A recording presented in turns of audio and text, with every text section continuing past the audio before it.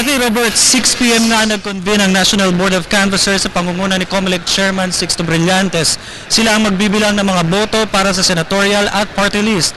Pero ganap na 7 p.m. ay nag-adjourn din sila at napagdesisyonan na bukas na lamang ng alas 10 ng umaga magbabalik.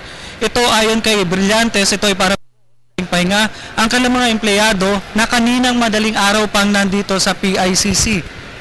Dagdag ni Brillantes, kahit ituloy nilang bilangan, ay partial pa lang naman ang kanilang makukuhang boto. At least daw bukas ay substantial na ang botong kanilang bibilangin.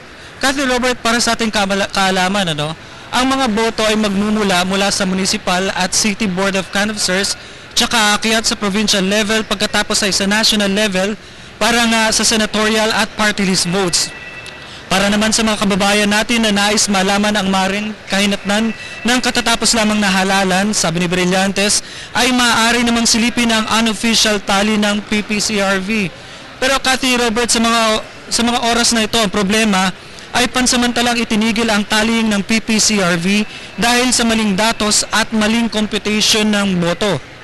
Kathy Robert, as of 9 p.m. ay 35 to 40% na ang PCOS machines sa buong Pilipinas ang nakakapag-transmit ng boto dito sa CCES o ang Consolidation and Canvassing System dito nga sa PPCRV. At mula dito sa PICC, para sa Hatol ng Bayan 2013, Carlo Carongoy nag-uulat. Maraming salamat Carlo, live mula sa COMELEC.